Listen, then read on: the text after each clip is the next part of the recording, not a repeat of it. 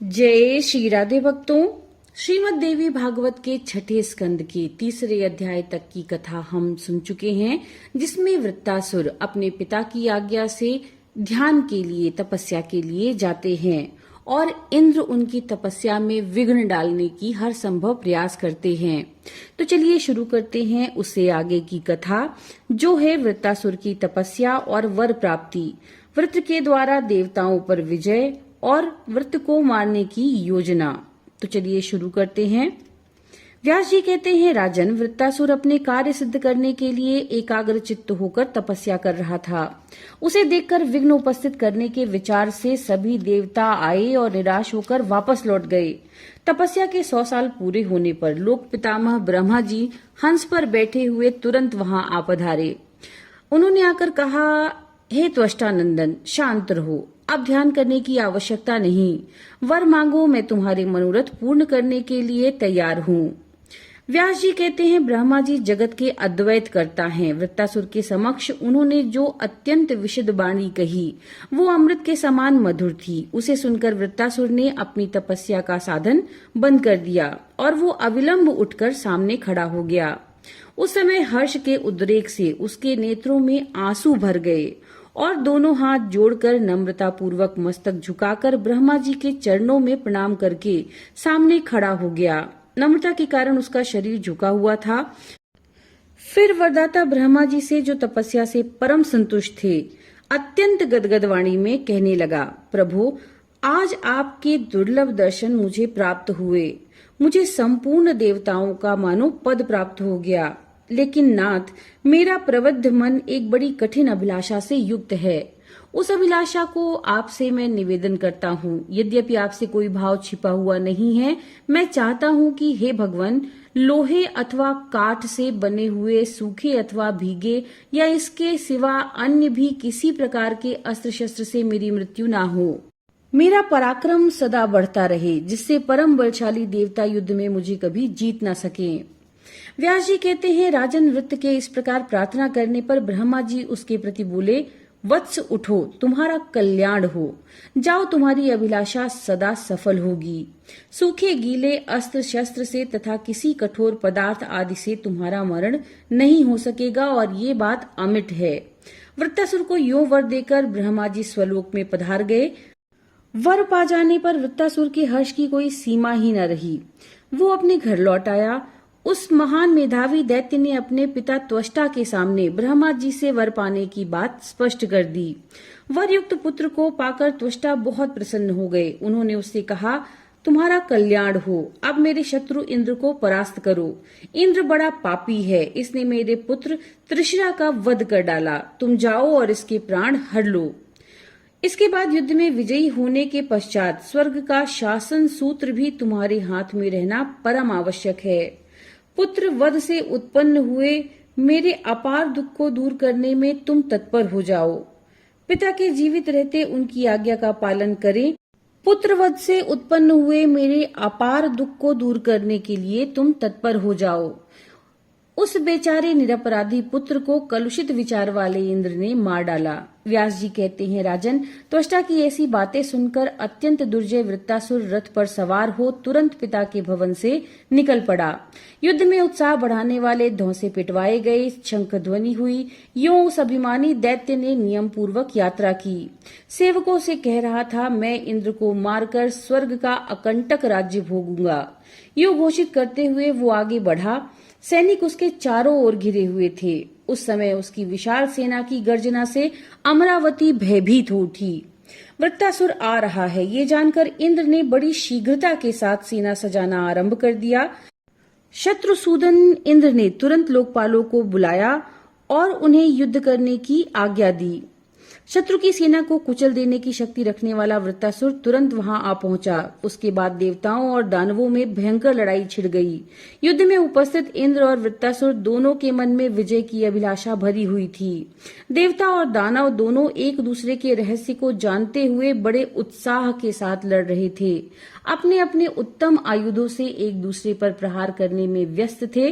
इस प्रकार एक भयानक संग्राम छिड़ जाने पर वृत्तासुर की क्रोधाग्नि धधक उठी। उसने अकस्मात इंद्र को पकड़ा और उन्हें वस्त्र एवं कवच आदि से रहित करके मुख में डाल लिया और स्वयं ज्यों का ज्यों डटा रहा। उस समय उसके हर्ष की सीमा नहीं रही। इंद्र के वृत्तासुर के मुंह में चले जाने पर देवताओं के मन में अपार आश्चर्य और दुख हुआ। हाय इंद्र मारे गए, यूं बार बार विलाप करते हुए वे चिल्ला उठे। देवराज मुख में छिप गए। ये जानकर संपूर्ण देवता अत्यंत व्याकुल होकर दीनता पूर्वक प्रणाम करके बृहस्पति जी से कहने लगे, द्विजवर, आप हमारे परम गुरु हैं, बताइए अब हमें क्या करना चाहिए। हम सभी देवता रक्षा कर रहे थे, फिर भी वृत्तासुर ने इंद्र को निगल लिया। उनके न रहने से हम सब लोगों का पराक्रम समाप्त हो गया, इसलिए अब हम क्या कर सकते हैं। हे विभो, आप इंद्र का उद्धार करने के लिए शीघ्र ही कोई अनुष्ठान करने की कृपा करें। बृहस्पति ने बोला, देवताओं, क्या किया जाए। वृत्तासुर प्रबल शत्रु है, इसने इंद्र को मुख में डाल लिया। वे उसी में पड़े हुए हैं, लेकिन अभी जीवित हैं। व्यास जी कहते हैं, राजा देवराज की ये दशा देखकर देवता चिंता के कारण अत्यंत घबरा उठे। आपस में विचार करके इंद्र को छुड़ाने के लिए वे तुरंत प्रयत्न करने लगे। उन्होंने बृहस्पति जी की सम्मति से शत्रु का संहार करने वाली महान बलवती जम्हाई का सृजन किया। वृत्तासुर को जम्हाई आई और उसके मुख खुल गए। ऐसी स्थिति में कुछ समय तक उसका मुंह फैला रहा। इंद्र अपने अंगों को समेटकर उसके मुख से तुरंत बाहर निकल आए। तभी से जगत में जम्हाई की उत्पत्ति हुई। देवता बाहर निकल आए, ये देखकर समस्त देवताओं के मुख पर हंसी छा गई। इसके बाद फिर युद्ध आरंभ किया गया। देवताओं और दानवों का वह रोमांचकारी संग्राम 10,000 वर्षों तक चलता रहा। अभिमान में चूर रहने वाले वृत्तासुर की जब शक्ति बहुत बढ़ गई, तब उसके तेज से फीके पड़ जाने के कारण इंद्र परास्त हो गए। युद्ध में हार जाने पर उन्हें महान क्लेश हुआ। उनकी पराजय देखकर देवताओं के विषाद की सीमा नहीं रही। फिर तो इंद्र प्रभृति सब देवता युद्ध भूमि छोड़कर भाग चले। तुरंत वृत्तासुर आया और देव सदन पर उसने अपना अधिकार जमा लिया। स्वर्ग के समस्त उपवन अब उसके उपभोग में आने लगे। उसने श्रेष्ठ हाथी ऐरावत को भी अपनी सवारी में ले लिया। अब संपूर्ण देव विमानों की व्यवस्था वृत्तासुर के हाथों में आ गई। सर्वोत्तम उच्चैःश्रवा घोड़े का स्वामी स्वयं वही हो गया। कामधेनु, गौ, परिजात, पुष्प, अप्सराएं और जो कुछ भी रत्न थे, उन सब पर वृत्तासुर का अधिकार हो गया। अपने स्थान से च्युत सारे देवता पर्वतों की कंदराओं में जाकर बड़े कष्ट के साथ समय व्यतीत करने लगे। अब उन्हें यज्ञ में भाग मिलना भी बंद हो गया था। भारत तदनंतर इंद्र सहित वे देवता कैलाश पर्वत पर गए। वहां भगवान शंकर विराजमान थे। उन्होंने प्रणाम किया भगवान शंकर को और हाथ जोड़कर बड़ी नम्रता के साथ वे कहने लगे, हे देवदेव, हे महादेव, हे कृपा सिंधु, हम वृत्तासुर से परास्त हो गए हैं। भय से हमारा कलेजा कांप रहा है, आप हमारी रक्षा करें। कल्याणकर्ता भगवान शंभु, उस बलिदानव ने हमारा घर तक छीन लिया, अतः अब हमें क्या करना चाहिए, इसे स्पष्ट बताने की कृपा करें। स्थान भ्रष्ट हम सभी देवता अब क्या करें और कहाँ जाएं?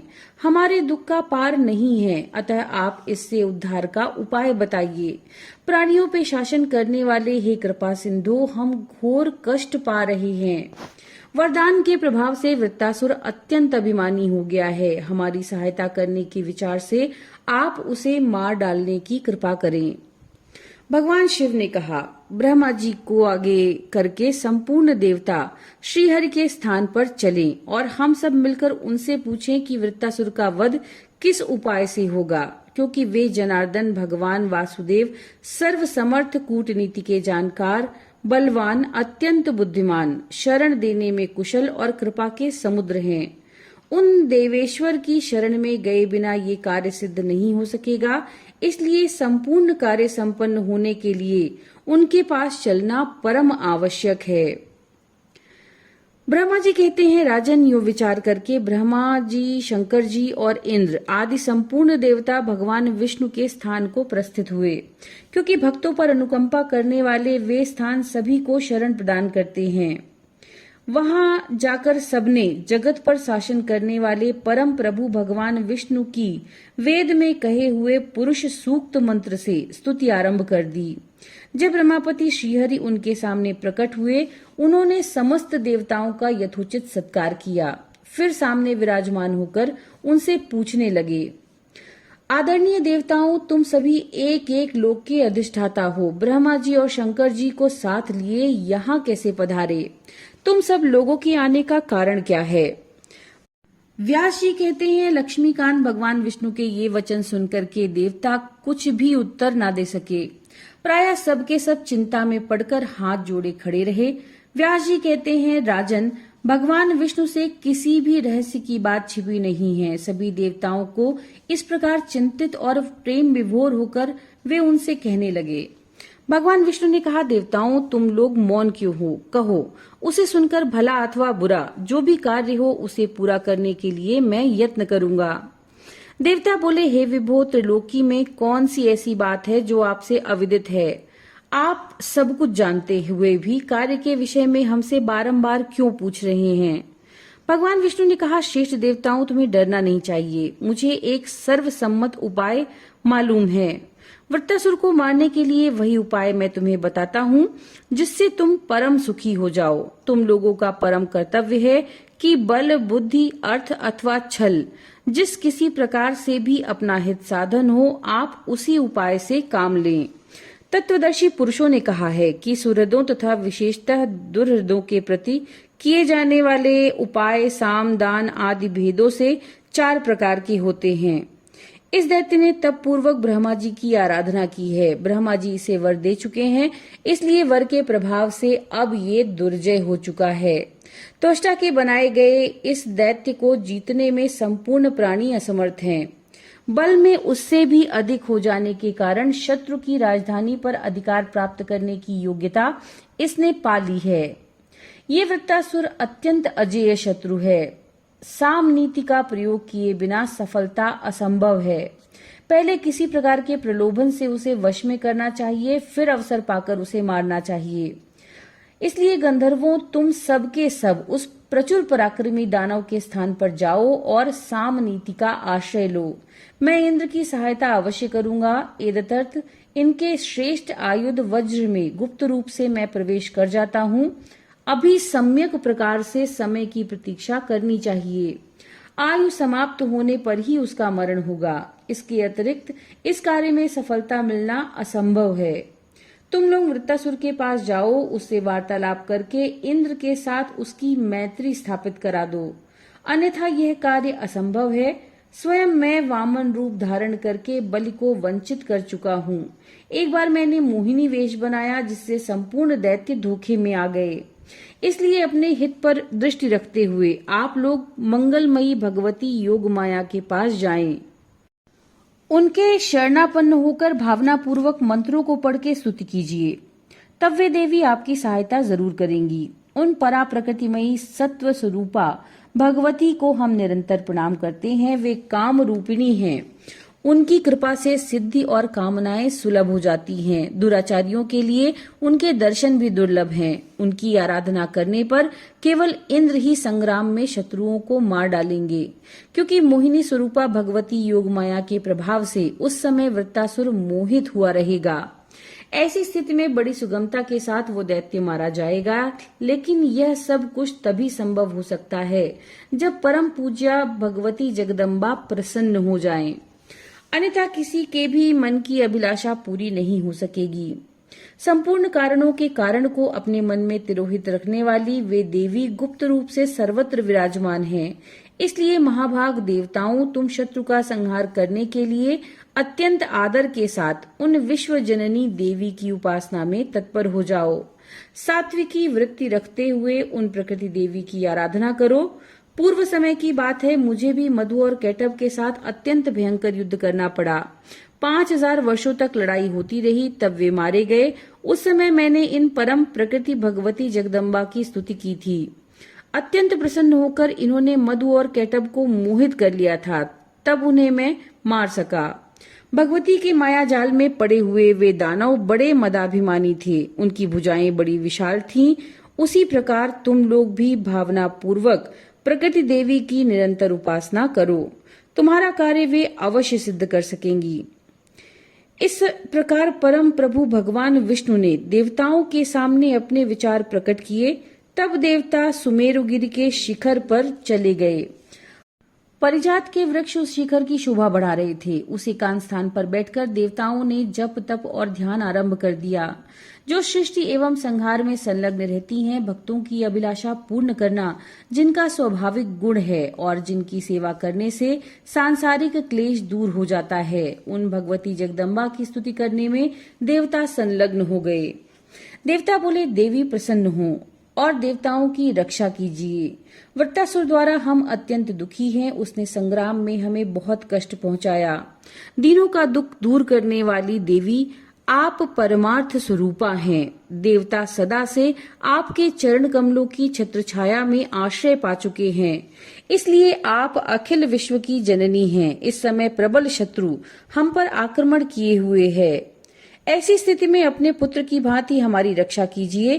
त्रिभुवन में कोई भी ऐसी बात नहीं है जो आपसे अविदित है।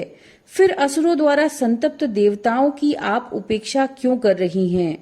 इस चराचर त्रिलोकी का सृजन केवल आपके ऊपर ही निर्भर है।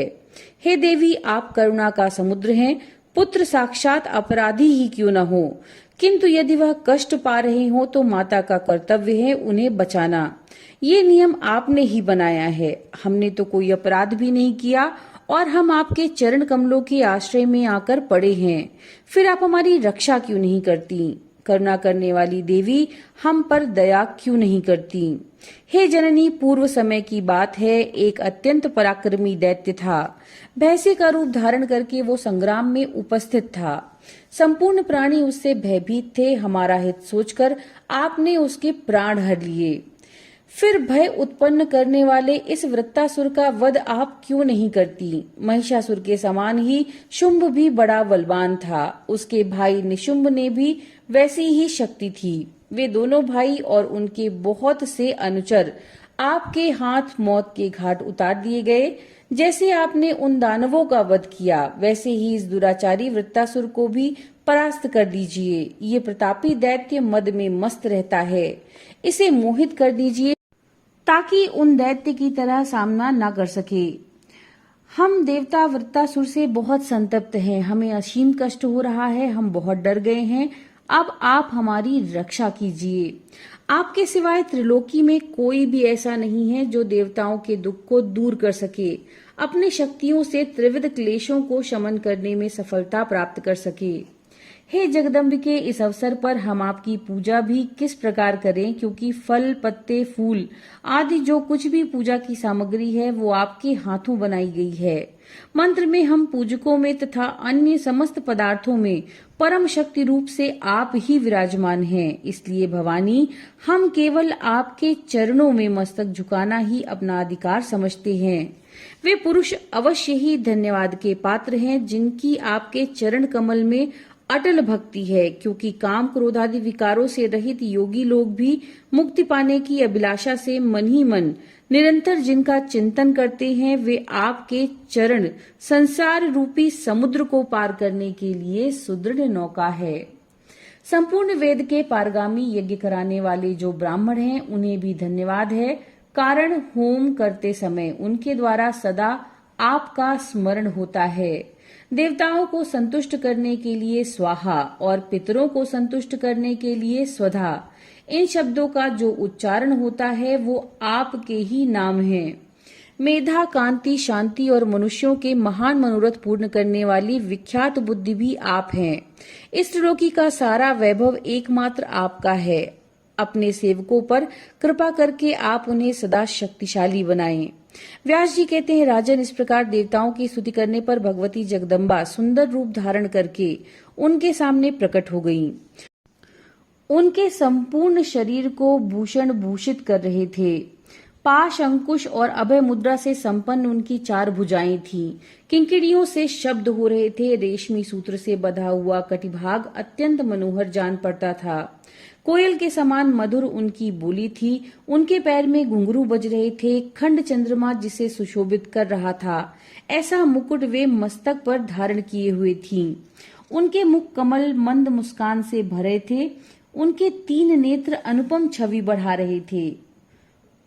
उनके प्रायः सर्वांग परिजात के फूलों से ढके हुए थे। वे लाल रंग के वस्त्र पहने हुए थीं। उनका शरीर रक्त चंदन से चर्चित था। दया की समुद्र वे देवी प्रसन्न होकर हंस रही थीं। समस्त श्रृंगार उनके श्री विग्रह को सुशोभित कर रहा था। संपूर्ण द्वैत भाव को प्रकट करने वाली उन पराशक्ति से किंचन मात्र अविदित नहीं है।